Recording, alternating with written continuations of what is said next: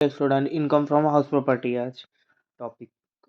Every income which do not fall under any previous heads, मतलब जितने भी हमारी कोई भी इनकम हो वो हमारी कम नहीं होनी चाहिए किसी प्रीवियस हेड से। अगर वो कम है तो उसमें हमारी क्या होगी, उन दिस हेड्स जो है वो भी हमारी क्या होंगे, इसमें इंक्लूड होंगे।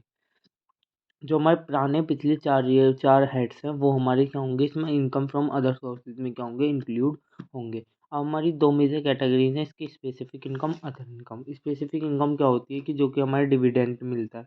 जो स्पेसिफिक इनकम में ये सब चीज़ें हैं। पहला है dividend another then refers in section 150 ओ। सेकंड, एनी विजन, जो कि लॉटरी, क्रॉसवर्ड्स, ये सब चीज़ें लगती हैं। ये सब चीज़ भी हमारी क्या होती है कि स्पेसिफिक इनकम होती है। थर्ड हमारी क्या होती है कि एनी कोई भी हमने रिसीव्ड किया एम्प्लॉय ने, वो सब चार्ज करनी है, तो वो भी सब बिजनेस या प्रोफेशन के अंदर में चार्ज करनी है वो सब। फोर्थ हमारी सिक्योरिटी हो गई, ये सब चीज़ें। लेक आउट हो गया प्लांट एंड मशीनरी का, इन वो भी हमारी इनकम ही कहलाती है। ये जितने भी पॉइंट्स हैं सारे गिफ्ट्स मिलते हैं, वो हमारे मूवेबल होते हैं। ये हमारे दो तरीके के होते हैं, मूवेबल, इनमूवेबल। मूवेबल क्या होता है कि जो हमारे इजीली चेंज हो सकते हैं। इसमें हमारे क्या हो गया कि ये हमारे गिफ्ट हो गए, कैश हो गया। गिफ्ट इन इनमूवेबल प्रॉपर्टी होती है जो कि हमारी ज़्यादा नहीं होनी चाहिए 50,000 से। इसमें हमारे क्या क्या आता है, जैसे इनमूवेबल प्रॉपर्टी कौन कौन सी होती है, जो कि हमारी मोर देन नहीं होनी चाहिए 50,000 से। दूसरा कि इसमें हमारी जितने भी कंसिडरेशंस होती हैं वो 5% के हिसाब से कटती हैं, ठीक है, जो कि अधिक होती है। तो हमारा इसका टैक्सेबल अगर हम निकालने लगे तो क्या निकालेंगे, कंसीडर माइनस वो fair market value minus consider. अगर हम अम, उसका निकाल रहे हैं मूवेबल मूवेबल प्रॉपर्टी का, तो क्या करेंगे हम, फेयर कंडीशन माइनस जिसमें से हमने टैक्सेबल निकाल लिया। कोई भी शेयर का प्रीमियम मिला है वो मार्केट वैल्यू से ज़्यादा होना चाहिए। एडवांस रिसीव्ड हुआ है, कोई भी एसेट्स हमने ट्रांसफर्ड की है, जैसे हमने अपना प्रॉपर्टी ट्रांसफ़र की है किसी को, तो उनने क्या किया, दूसरे को रिसीव करा दिया। वो अपना हाउस दिया है किसी को, तो उसने क्या किया, उसे दूसरे को दे दिया, उसने उससे रेंट लिया, इस तरीके से। इंटरेस्ट रिसीव्ड होता है किसी कंपनसेशन पे, जिसमें से हमारे डिडक्शंस होती हैं। 50% अमाउंट जो है वो क्या होती है, डिडक्टेड होती है। टर्मिनीज मॉडिफिकेशंस होता है एम्प्लॉयज़ का कंपनसेशन में, वो रिसीव्ड होता है। अदर इनकम में क्या क्या आता है, पहले income other than interest on security, security जो मिलती है इंटरेस्टिंग पर, लेटिंग आउट जो चलती है हमारे को, जो इन्विजिलेटर होते हैं और रेमुनेशन वाले होते हैं, उन्हें सबको जो एग्जामिनर्स को फीस मिलती है वो भी अदर इनकम में आती है हमारी, जो कॉपी चेक करने की मिलती है इन्हें सब। एग्जामिनर हो गया, इन्वेस्ट वो इन्विजिलेटर हो गया, ये सब चीज़ें जितनी भी हैं, है नहीं।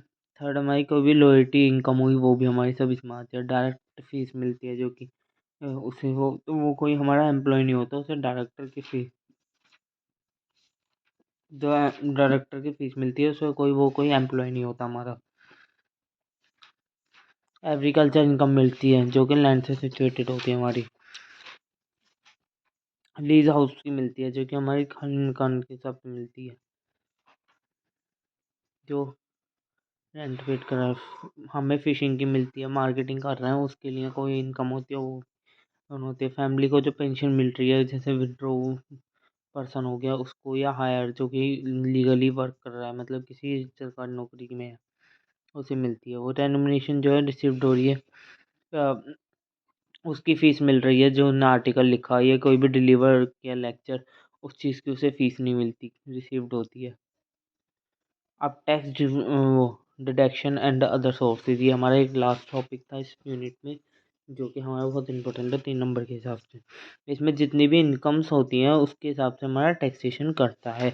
हर इनकम का डिफरेंट डिफरेंट उसके हिसाब से हमारा टैक्सेशन करता है। इसमें हमारे जैसे कि एग्जांपल दिया, साइन प्राइवेट लिमिटेड। हमारी साइन प्राइवेट लिमिटेड एक कंपनी है जिसकी जिनने पेमेंट की गई 80,000 रुपये। 80,000 में से हमारे 10% DDS कट गया, तो कितने हैं, 8,000 रुपये कट गए। तो 72,000 रुपये हमें इसमें से ओनली पे करने पड़े, और 8,000 रुपये जो कलेक्ट हुए वो किसे पेड करने पड़े, गवर्नमेंट को। अगर हम कोई भी टैक्सेशन इसमें से लेते हैं तो वो क्या होता है, हमें गवर्नमेंट को हैंड टू हैंड पे करना होता है। और अगर हम उसमें से ना लेकर हम उससे ही कह दें तो हमारे क्या होता है, उस वाली उसको कौन पे करेगा, हमारी गवर्नमेंट पे करेगी।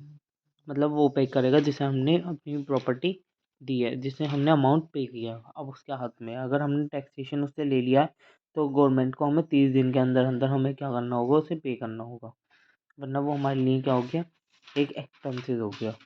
Thank you so much. Next video में पढ़ेंगे।